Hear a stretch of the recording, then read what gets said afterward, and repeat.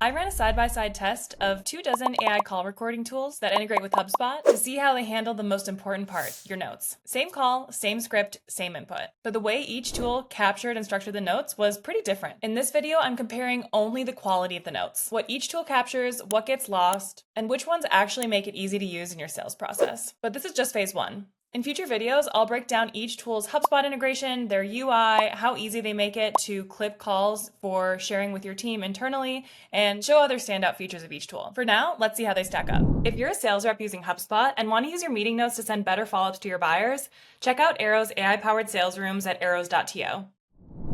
All right, let's get into it. Here's a list of all of the tools that I'm going to be looking at for this project. We've got Fathom, Brain, Avoma, Otter.ai, Sybill, Demodesk, Granola, TLDV, Update.ai, Fellow, CustomerIQ, Fireflies, Tactiq, Circleback, Read.ai, Krisp, MeetGeek, Spiky, Supernormal, Sembly.ai, Spinach AI, and ProShort AI. Let's take a look.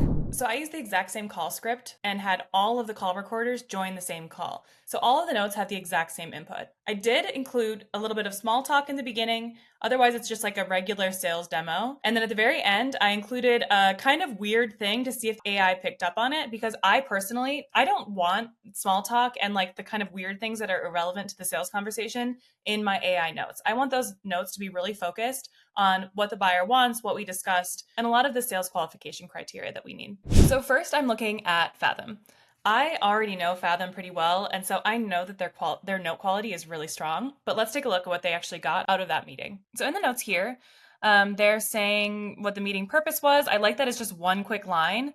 Key takeaways, I love that it's in bullet form. So what they struggle with, key decision makers, what specifically impressed Alex, the buyer, and then the next steps. So those are kind of quick snippets. I love those. And then we're talking about the general topics in the call.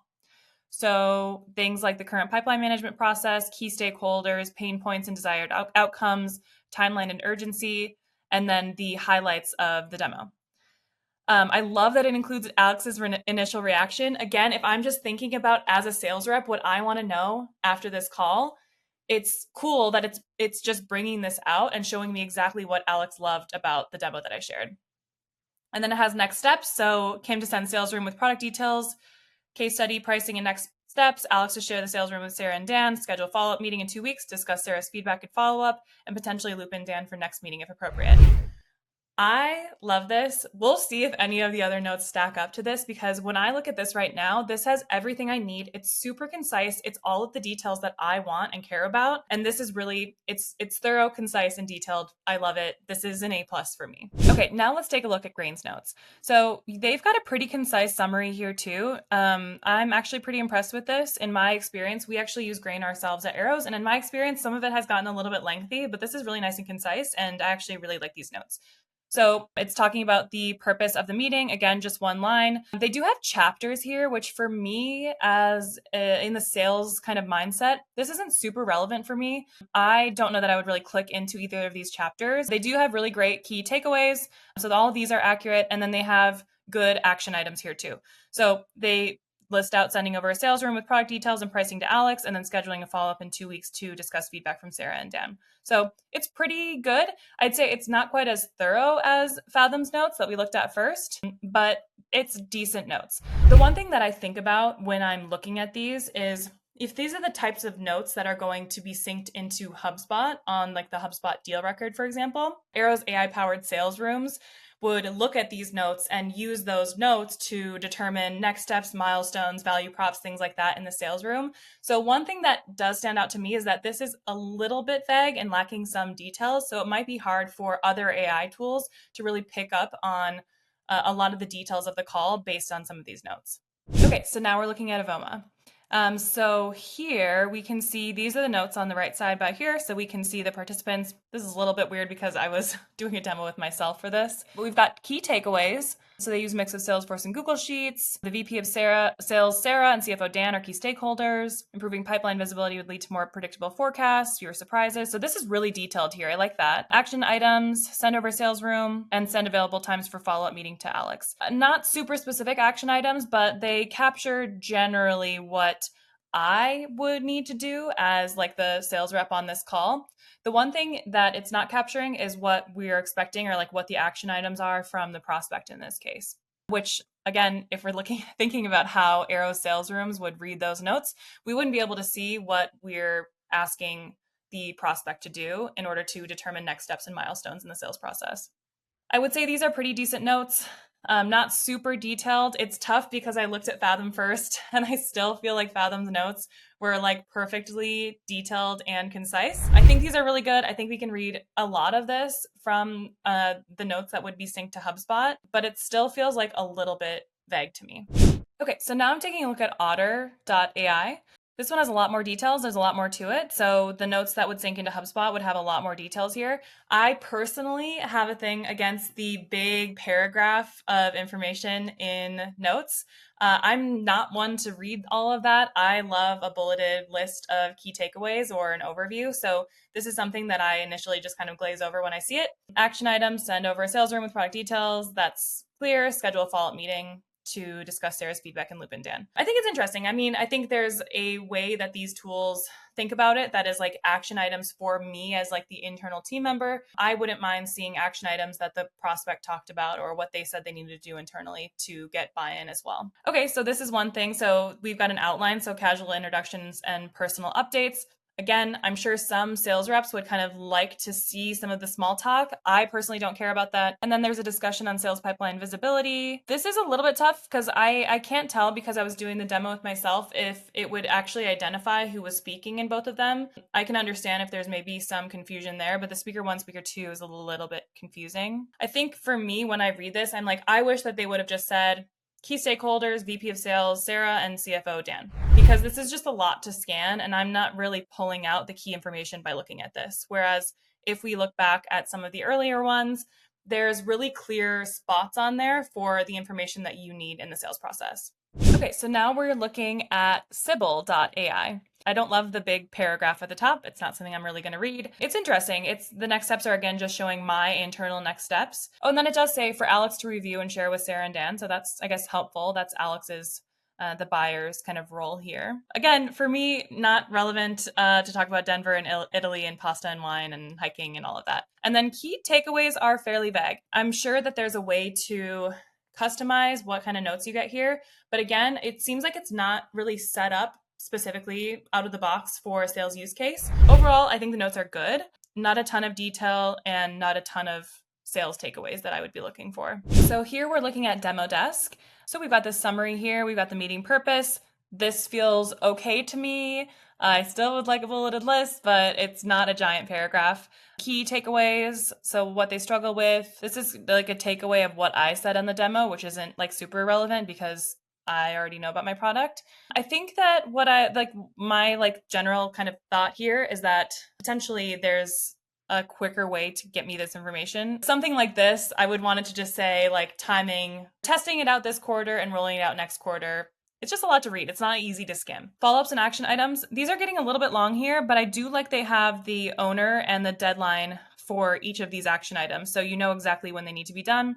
And then this is really interesting. They have a suggested next steps section. So I haven't seen that before. So it's saying to conduct an internal review of the sales room materials with Sarah and Dan to gather feedback and prepare for the follow-up meeting. I think, again, like these are a little bit wordy for me and not quick to skim. And it seems like there's a more concise way that they could be talking about these notes. So they're fine, but not my favorite, I would say. I have got to say that Granola, I'm anticipating, we're still early on in the evaluation of all of these, but I have to say that I use Granola for my internal meetings and they have some of the best notes that I've seen. So I'm expecting that to be the case here. Current situation, really brief, concise, bulleted list. Love that. Key stakeholders. Love that.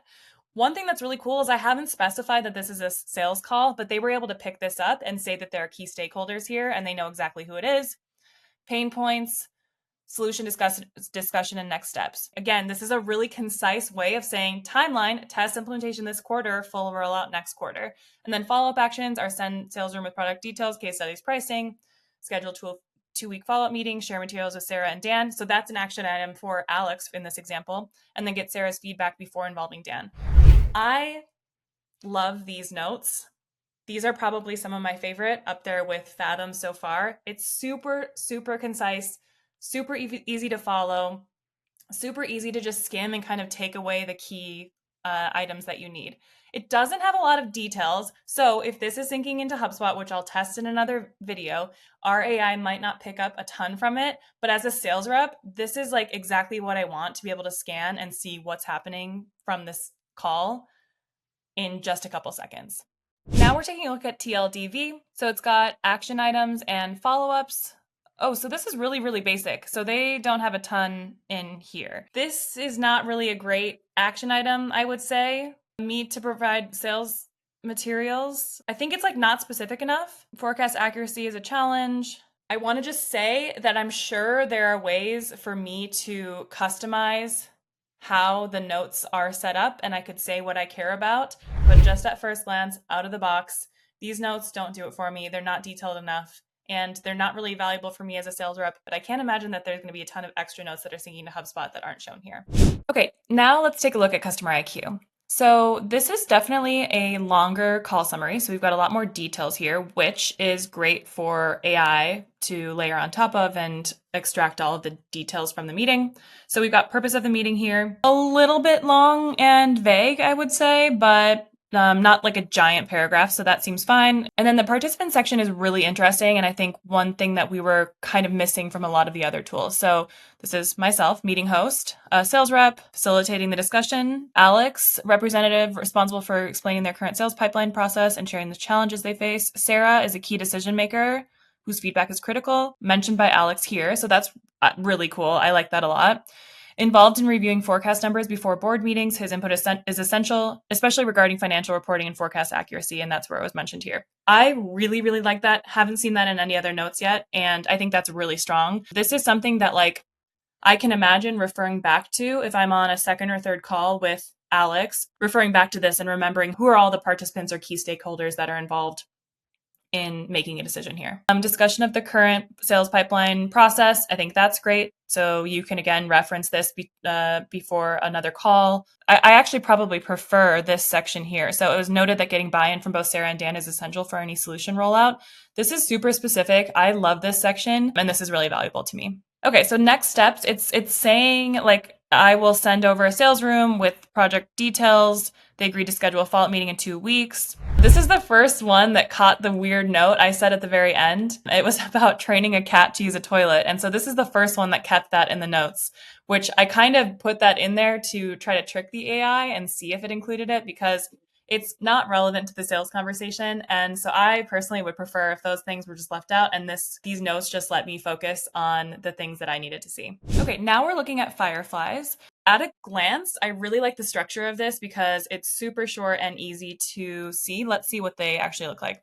Okay, they exchange pleasantries about recent trips to Italy and Denver. I will say I don't mind this because it's so small and it's just like it's so quick to just like read quickly, whereas the other ones kind of like went too much into detail about the small talk. This I'm fine with. It's interesting that they have like tags here, so I wonder if you can probably track different tags that come up or different phrases that come up during all of the calls. Okay, current pipeline management process. This is great. I love how short they are. Key stakeholders, Kim and Sarah. Okay, so this one is not accurate because Kim is me and I was the sales rep giving the demo here, and Sarah is on the customers or prospects team. So that's incorrect. And then they are missing Alex, who is the person that I was speaking to on the demo. And then impact of solving pipeline visibility is great. Timeline and solution demo. So the goal is to test solution this quarter, roll out next quarter. I love how concise this is. Okay, next steps. Kim to send sales room with product details, case studies, and pricing. Schedule follow-up in 2 weeks, potentially loop in Dan for final approval. I think these next steps are perfect. Action items. Send sales room with product details, send available times for follow-up, share sales rooms, Sarah and Dan, schedule follow-up meeting in 2 weeks. I think this is pretty good as far as the action items. Yeah, again, I love the structure of this. Unfortunately, I think this is the first one that I've caught where there's some kind of information that isn't super accurate or reliable. Okay, so this is Tactiq, and this is interesting. This is the first one I've seen that does not automatically give me notes from what I can see. So this is just showing me the full call transcript here. And then it's also interesting because it looks like I have AI credits that maybe you have to use AI credits to get the notes. I'm on a free trial, so this maybe changes, but it's interesting that I don't just automatically get a note. Let's try doing a short summary prompt and see what that gives us. Oh, okay. So the summary is super short and it's just a paragraph and it's pretty vague. So next steps involve sending a sales room with product details to Alex. I mean, I guess this is like helpful in a way. Like this isn't enough to really go off of for any AI to layer on top of. Let me try doing the summary and action items, I guess, and we'll see what that does. So quick summary. So this looks similar to what we had before. Action items for Kim, send over sales room, schedule a follow-up meeting. Action items for Alex, Sarah reviews the sales room, provide actionable or available times for a follow-up meeting with Kim. I love that they broke out action items for Kim and for Alex. They do have something here for action items for Betty, who is not someone that was ever mentioned during this. So this seems like some kind of weird, maybe AI hallucination making this up here. Let me just try like write bullet point highlights here for these notes and see if that gives me more details. Okay, so this is interesting. This is a little bit more like what I would expect. They have participants as Kim, Alex, and Betty again. So I really don't know where Betty is coming from here. Current process, that's great. Challenges identified. Pressure on Kim and Sarah to manually clean up data each quarter. So this is not accurate because I'm again Kim and I am the one giving the demo. So I have no relationship with Sarah and there's no pressure on me. Consequences of inaction. I love that they brought that up. Impact of solving the issue, proposed solutions, and then next steps. They're not highlighting that the next step is for Alex, but that seems fine. This is an interesting one. I think ideally you just have notes that are populated, and maybe there's something that we can set up as like a workflow to automatically have notes populated after a meeting. But I felt like this one was a bit too much for me to have to think about what kind of information I want, which I don't love. Okay, so now we're looking at Circleback. Okay, so right at the top, we've got 3 incomplete action items. So Kim to send sales room with product materials, send follow-up meeting availability, and then Alex to share sales room with Sarah. I love this at a glance because it's a really short, concise thing, so I know what I need to do. And if I need more details about what I said, it's got a little summary here. I love that structure. Okay, overview. Acme Corp needs to improve forecast accuracy. That's great. Sarah will drive evaluation with final approval from Dan. We're missing anything about Alex, who's the person who took the demo, but that's fine. I'm happy with this. Timeline set to test solution in Q2 2025 and roll out in Q3 2025. I love this because it kind of did the math for me. So if something happens and I don't do another call with them for another month or so, I know the exact timeline. Whereas a lot of the other ones said, like, I think they said that they would be looking to test a solution in the next few months. Maybe that's not true. But anyway, Q2 2025 and Q3 2025 is really specific, and I like that. And I love that it said Alex showed strong interest in automated risk flagging feature to replace manual deal tracking. So that's really great for me because, again, as a sales rep, if I'm looking back at these notes, I want to remember the thing that stood out to them that they love the most, or one of the features that they love the most, so I can really push on that in the next call. Alex emphasized the need for thorough but efficient implementation. I think this is really cool. This is, I think, the first one that pulled this out of the call. So they are not even just talking about the testing and rollout, but they're saying like, kind of a peripheral detail of they want this to be thorough but efficient. Okay, this is really interesting. So the risk flagging feature demo, they're again calling that out as one of the things that they really liked about the demo. So they showed direct Salesforce integration. Alex expressed interest in customizable risk thresholds. Feature eliminates need for manual next steps tracking by reps. I don't know. I guess this one ended up being not super valuable, but I like that they called out the thing that they really liked about the demo. So I like these notes generally. It's fairly basic, but I feel like I like the short, very, very concise structure. I like the bulleted list. You can kind of go through and see exactly what you need to see. So overall, I think these are good. Okay, now we're taking a look at Read.ai. So we've got a really long summary here that I wouldn't read. It's too much of a long paragraph, but again, AI will pick up on that nicely. Okay, chapters and topics, pipeline management discussion. I guess this one I would say again, I would prefer bulleted format. The potential benefits of improved pipeline visibility for the sales team, that's super vague, not really helpful. Current challenges.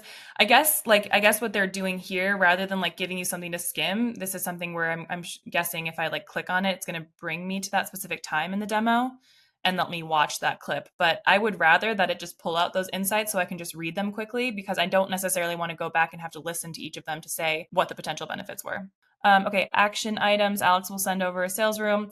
This, again, I don't want to say that this is an issue because I was talking to ChatGPT on this demo call that I was doing. So they maybe misunderstood who was me and who was Alex. But this one's not correct because Kim, will send over a sales room. And I will just point out that a lot of the other note takers were able to pick up on that. And then this one says conference room will schedule a follow-up meeting in 2 weeks to discuss Sarah's feedback and loop in Dan if it makes sense.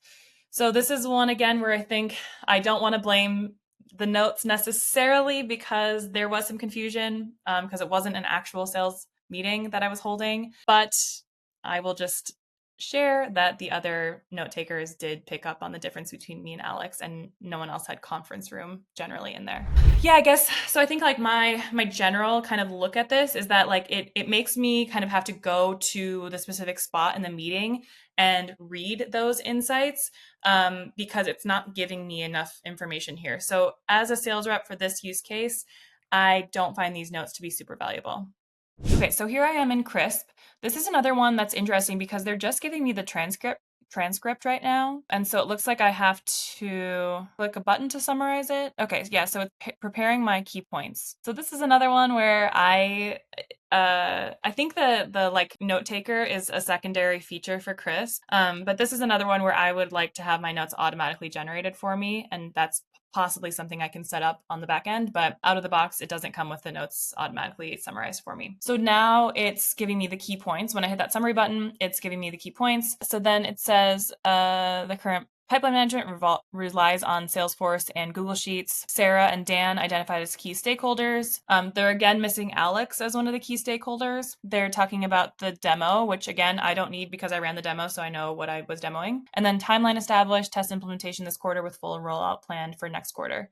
So this is kind of what we were talking about earlier, where it said Q2 2025. So it was like doing the math of the dates for me versus this one saying this quarter and the other one saying next quarter here. And then if I come back and look at this a few months from now, I'm not going to know what that meant. Okay, so now it's asking me if I want more detailed notes. I'm going to do this just for the sake of this, but I don't love that I have to click a button to generate this kind of stuff. Oh, and it also looks like I missed the action items. So, okay. It had action items all automatically. So Kim to send sales room containing product details, Kim to send available times, and then Alex to review sales room materials with Sarah and Dan. Those are perfect action items. I really like that they broke out my tasks and Alex's tasks. Okay, it took a while to generate this outline, I will say, but let's take a look at what they put together. So current sales pipeline management process, they're giving me a bullet. These are a little bit long, but it's fine. This is a really long section for key stakeholders. I want to see a short list of all of the people that I need to care about. So this is a little bit too much for me to read. Potential impact of improved pipeline visibility. Again, this is just a lot to look at. I don't want to be like too picky, but we've seen other notes that give a much more concise summary that is easier to skim. Timeline for implementation. Again, like it's almost like it's like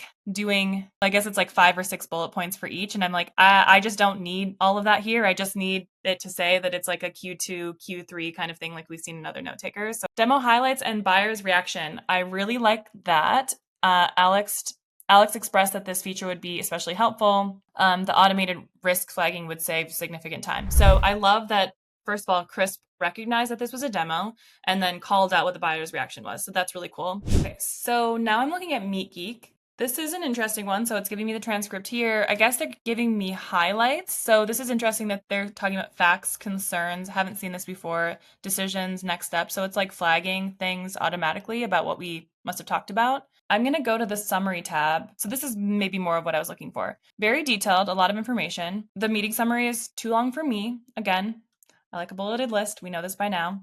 Okay, next steps include sending a sales room with product details and a follow-up meeting in 2 weeks. I prefer a short and concise list of next steps. AI insights. The meeting exhibited a mixed performance across various KPIs. Oh, where there were instances of well-defined next steps and high engagement levels, the overall clarity of actionable items was inconsistent. So I guess this is like almost like coaching me on how the meeting went. This isn't really helpful feedback for me, but I've seen other tools that have a lot more clear coaching. And then topics and highlights. So this is what we saw before. So a fact is a current process involves a mix of Salesforce reports and manual tracking. The concern, the issue of forecast accuracy is raised. This is interesting. I think for me, the fact and concern thing is a little bit confusing. Decision, the team agreed to test a new solution this quarter. This might have to do with like some kind of methodology that they have in their tool that I'm just not familiar with yet. But the fact, concern, decision, next steps is interesting, but feels like kind of a miss for me when I'm just looking at it like this. And then this is again where like the next steps is not in the structure that I would want. I want like an actionable next steps section. Okay, so now we're looking at Spiky. This is very interesting because like at just a glance, it's giving me a lot more coaching here. Okay, so it's got this summary here. Okay, so we've got a brief summary, which is very long, and I don't think anyone's going to read this. And then the detailed summary is very long also. Great for AI to read, not great for a human to read. Okay, action items. Oh, okay, action items is now listed here. So this is tough because I had a bunch of different people in here. Okay, so let's look at myself. So I have 3 action items. Send comprehensive sales room with product details, case studies, pricing, and next steps. Schedule follow-up meeting, send follow-up information. Send follow-up information is vague, doesn't really apply here because I'm sending the sales room, which is going to be the follow-up information, and I definitely never said anything about the follow-up information in the demo. And then it looks like it's picked up on unassigned, so this must be Alex in this case, the buyer or the person on the demo. So this is saying share sales room information with Sarah and Dan, provide available times for follow-up meeting in 2 weeks. So those are correct. And I think this just looks confusing because I had a bunch of different note takers in the meeting. The action items are good, but I would want to see a bulleted list of more information if I was a sales rep coming back and trying to understand what happened in this meeting. Okay, so now we're looking at Supernormal. At first glance, I like the UI of this. This looks really nice. I love that they say the gist. This is like, I love that there are tools that just have their own kind of lingo. And so they're saying the gist. This is a super short summary, very readable. I love this. Okay, so the tasks. So it looks like these are set up to be my tasks. So share the sales room with Sarah and Dan. That is a task for Alex, the buyer in this case, and then schedule the follow-up meeting with Kim. So that's interesting. The tasks that they're calling out here are not my tasks and they're the buyer's tasks. I would want both in here. The summary is fine, but I guess based on some of the other ones that we saw, I like it when it has like specific sections for what I'm looking at because again, at first glance, there's a lot to skim through, and I don't really know which parts are valuable and which parts I care about. The one thing, too, I would normally not call this out, but just because we've seen a lot of note takers that have correctly identified myself and Alex, this is saying, like, if the problem remains unresolved, it creates pressure on Kim and Sarah. Kim is the one giving the demo and Sarah is the buyer in this case, so that's not accurate. Next steps include sending a sales room and scheduling a follow-up in 2 weeks to discuss feedback from Sarah and potentially involve Dan. Not super specific. And again, I think just generally I would like to have like more of a structure rather than just like a long bulleted list with a summary. Okay, so now we're looking at Sembly. So we have, I like the emojis. I like the headers with a bulleted list. Okay, so project objectives. Okay, so this is interesting. It's structuring it as a project report, which is not super accurate. This is one where I'm sure I could go in here and select that it's a sales call, but I'm not doing that for any of these. I'm just using the out of the box notes. So I'm going to do the same thing for this. So project objectives, improve sales pipeline visibility. That's fine. Timeline. Test the new solution within the current quarter and aim for a full rollout in the following quarter, ensuring adequate time for evaluation and adjustments. Fine. Could be shorter. Could be more concise here. Project requirements. Integration with Salesforce. Real-time insights for the CFO. I like these. These are specific and concise. Challenges and proposed solutions. Proposed solution is implement a system that automatically tracks deal movement and flags risky deals. This is, again, like something I already know because I'm the person giving the demo, so I don't need that information there. Okay, decisions made. Next steps include sending a sales room with product details to Kim, who will share it with Sarah and Dan. Again, I'm the one who needs to send the next steps to Alex, who will share it with Sarah and Dan, so that's not super accurate. And then schedule a follow-up meeting in 2 weeks to discuss feedback from Sarah and involve Dan as necessary. So that's correct, but it's not really understanding who is Kim, who is Alex in this case, and it's not specifying who the action items are for. So I think overall, I like the look of this, very easy to scan, not great, not like a ton of information for the AI to pick up on, and as a sales rep, it is not super relevant for my job. Okay, so now we've got Spinach AI. We've got key topics: improving sales pipeline visibility, implementing a solution to automate pipeline tracking, next steps and timeline for evaluation, Acme Corp sales process and stakeholders. I'm not sure what the percentages mean. I'm sure if I was a user, I would know what that means, but at a glance, I don't know what this means. I prefer bulleted list. Again, I like that they're calling out key stakeholders, but I'd prefer that to be its own section so that I can come in and just quickly browse that. Okay, action items. So Kim Hacker sends sales room details. schedule follow-up meeting, provide available times. So this is saying Alex to provide available times for follow-up meetings. I like this. Generally, I think the design could be a little bit better where the actual action is maybe bolded, but generally I like how they're calling this out here. Key decisions, evaluate a sales pipeline visibility solution. This is fine. I feel like I would probably name this section something different in this context. This is again where they're calling out the VP of sales and CFO as key stakeholders. I would want to know their names. I would want them to be called out in their own key stakeholder section here. And then same thing, they're looking to test a solution this quarter and roll it out next quarter if successful. I would want timeline to be in its own section here too, because it's just so easy to skim over and miss because it's in a paragraph format here. This is really interesting. This is the first time I've seen blockers that I can remember. So inconsistent deal stage updates, reps are not consistently updating their deals, and then manual data cleanup. So Sarah and Kim have to manually clean up the data. This is again messing up the Sarah and Kim thing. So it's interesting because it's blockers to me feels like it should be what are the blockers for the buyer to move forward with my solution. And what it's actually kind of counting as blockers here is what are the pain points that the buyer has with their current process. So it feels a little bit mismatched there. Overall, I don't love these notes. They're not super valuable, but I think it would be okay to have AI kind of layer on top of these and pull out the key insights if needed. Okay, now we've got ProShort. We've got a recap, big long paragraph, which I don't love. Okay, action items. Kim, send sales room. Immediate. I like that it calls out the timeline. Alex, share sales room with Sarah and Dan. I love that it calls out their titles.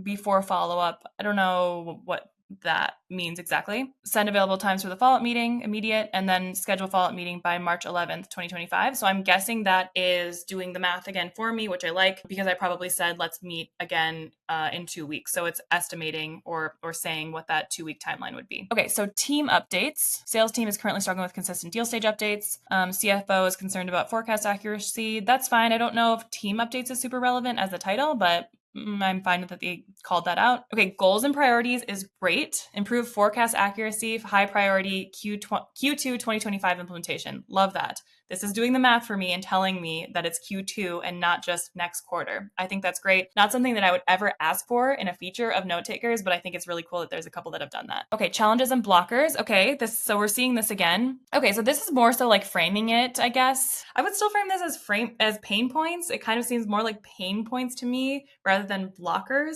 It's kind of challenges with their current system. But I'd like that they're calling this out, and I like that it's concise. I think some of the structure of this is a little bit confusing. So it's inconsistent deal stage updates, impacts forecast accuracy. That's great. It must be the team that's impacted is the sales team, and then the proposed is automated tracking. It's a little bit vague. Feedback shared. So I like that this is really concise. So Alex, risk tracking, current manual, next step tracking is ineffective. I think that's fine. I could see, I can tell right now that I can't click on these to actually view more information. So as much as I like concise notes, these are almost too concise and not specific enough. Okay, decisions made, proceed with solution evaluation, implementation timeline, testing Q1, implementing Q2, pending successful evaluation. Love this. This is excellent. Risks and dependencies. Okay, so this is great.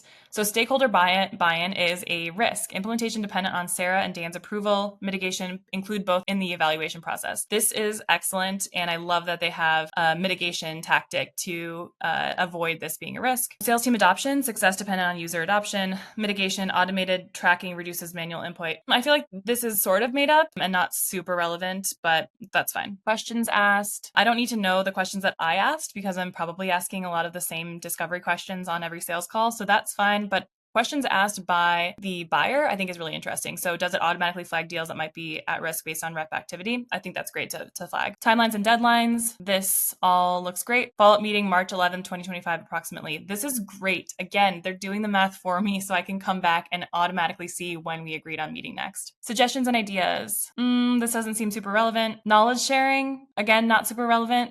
For me, it's saying the knowledge that I shared as the sales rep on the demo. This isn't super relevant. Okay, so follow-up needed, sales room review, material review, Sarah and Dan, follow-up meeting, schedule confirmation. This is, again, it's almost too concise. I need a little bit more information about what was shared. And especially because I'm seeing that I can't click into this, so I can't get more information somewhere else. Overall, I like the structure of the notes. It's close, but not quite where I'd want it to be. All right, so I just reviewed 22 AI note takers, and If you watch the whole video, you know, most of them were actually pretty decent, but there were a few that were standouts to me, and the majority of them were just okay. Again, I'm only looking at note quality here, so there's a lot more to be considered. I'm gonna record another video on that later, but just based on the quality of the notes for a sales use case, I have to say that my top 3 favorites were Fathom, Granola, and Circleback. So definitely check those out. There are a lot of awesome features about some of the other tools too, so I'm going to be going into those in another video. I'm going to be linking in the description to the full guide that outlines my full analysis of all of these tools, and you can subscribe to our channel to learn more about sales, customer success, and HubSpot. Thanks for watching.